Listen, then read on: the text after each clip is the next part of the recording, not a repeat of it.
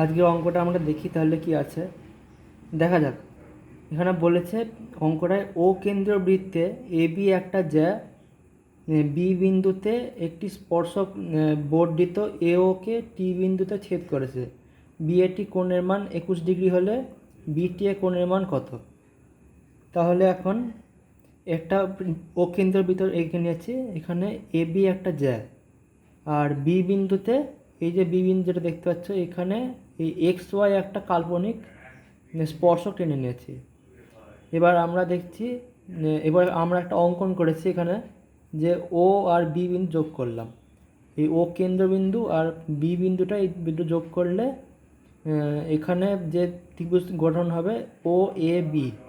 এই ত্রিভুজের ও বি আর ও এ দুটো ব্যাসার্ধ সমান হয় পরস্পর, মানে এইটা আর এইটা সমান হবে।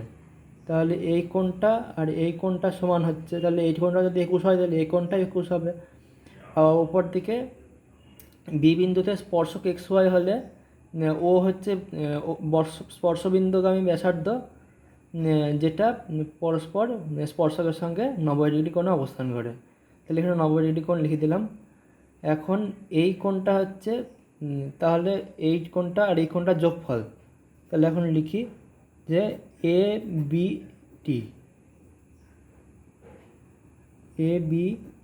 টি সমান সমান 21 ডিগ্রি প্লাস 90 ডিগ্রি সমান সমান 111 ডিগ্রি।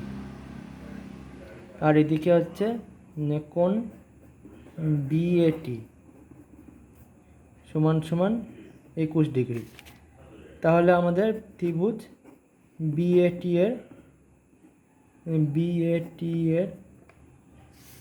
এর হচ্ছে বিটিএ কোণের মান 180, পুরো কোণটা মান 180 হয়, সেইটা মাইনাস এদিকে কোণ